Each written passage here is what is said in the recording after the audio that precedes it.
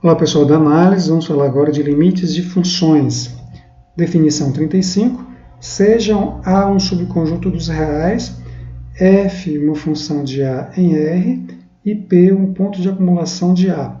Diz-se que L é limite de F em P se, dado qualquer número positivo epsilon, existir o número positivo delta, que em geral depende de epsilon e P, tal que para x pertencente a A, com o módulo de x menos p maior do que zero e menor do que delta, implica que o módulo de f de x menos L é menor do que epsilon.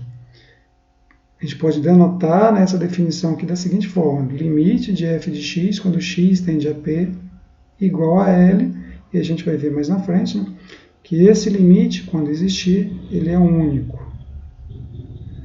Bom, a gente pode expressar essa definição aqui, essa definição 35, informalmente, dessa forma aqui. Se L for um número real, limite de f de x quando x tende a p igual a L, significa que o valor de f de x pode ser colocado tão próximo de L sempre que x esteja próximo de p, com x diferente de p. Ou seja, o limite de f de x quando x tende a p igual a L, se o f de x se aproximar de L, sempre que o x se aproximar de P, né, com x diferente de P. Vamos entender essa definição aqui de forma gráfica. Então, aqui a gente tem aqui o A, um subconjunto dos reais, que é domínio de uma função. Então, vou pegar aqui um plano cartesiano x e y. O domínio da função, ele fica aqui, né, como subconjunto do eixo x, é um conjunto qualquer aqui, né, de forma genérica, e o P é um ponto de acumulação desse conjunto. Então, vou pegar aqui o ponto P como sendo o ponto de acumulação do conjunto. A gente sabe que se o conjunto A tem um ponto de acumulação, então é um conjunto infinito, então ele pode ser um intervalo, ele pode ser um conjunto diferente de intervalo, mas como o P aqui é um ponto de acumulação, tem pelo menos uma sequência de pontos aqui em P convergindo, em A, né, convergindo para P. De forma geral, se eu tiver aqui qualquer intervalo, se eu pegar qualquer intervalo aqui, por menor que seja aqui, contendo P, existem pontos aqui de A que está contido nesse intervalo, que é diferente de P, né? Esses pontos são diferentes de P. Então, vamos lá. A gente quer analisar aqui graficamente, né, quando é que a F tem limite igual a L. Então, aqui está o número L. Então, disse que L é o limite de F em P, se, dado qualquer epsilon positivo, olha, se eu pego um epsilon positivo qualquer, eu vou ter um intervalo aqui, L mais epsilon, L menos epsilon, tal forma que se L é o limite de F em P, então para esse epsilon aqui existe um delta, também número positivo, tal que esse intervalo aqui, P menos delta, P mais delta, esse intervalo aqui, P mais delta, ele vai estar todo, a imagem desse conjunto aqui vai estar todo dentro desse intervalo aqui. Ou seja, todos os pontos aqui, né, do intervalo vão ser levados aqui nesse intervalo aqui pela função f. Então aqui a gente pode colocar aqui o ponto PL, que é esse ponto aqui.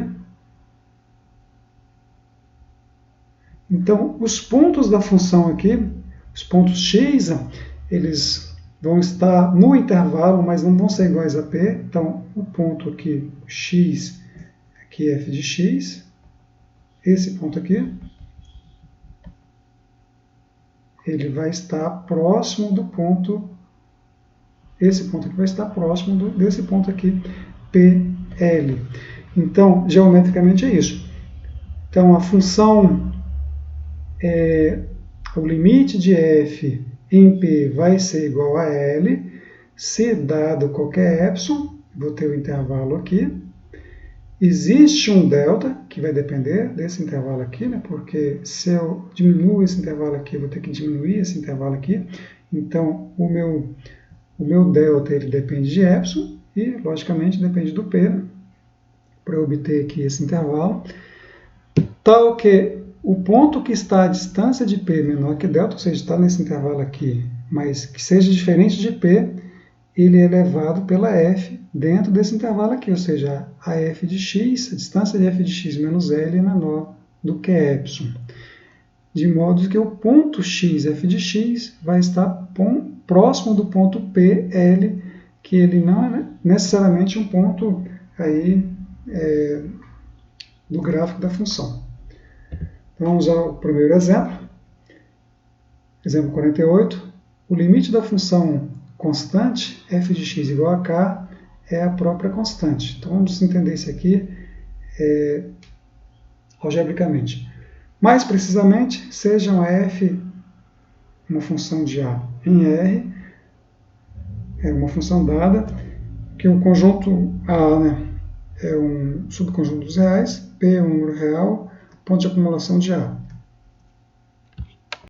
Então, minha f de x é constante, igual a k, para todo x. Então, vamos mostrar que o limite de f de x, quando x tende a p, é igual a L, usando a definição anterior, a definição 35. Então, dado um epsilon qualquer, vamos mostrar que existe um delta, que satisfaz a definição. Vamos lá. Dado um epsilon qualquer, eu quero mostrar que o f de x menos o k, que é meu L, né, é menor do que esse epsilon, para x pertencente ao conjunto A, com distância de x até p menor do que delta. Isso aqui é um delta, né, não é zero. Então, como a f de x ela é k para todo x, então o módulo de f de x menos k igual a zero, isso aqui é menor do que epsilon para qualquer epsilon positivo. Então, dado um delta qualquer, né, que satisfaz isso, o módulo de x menos p menor do que delta, maior do que zero, com x pertencente a A, eu vou obter isso aqui. Então, prova imediata, né? Isso prova a afirmação por definição. Então, ou seja, dado qualquer epsilon positivo, vamos voltar aqui ao gráfico, né? Se todos os pontos da função ela vem aqui para um número k, que no caso aqui é o L, né?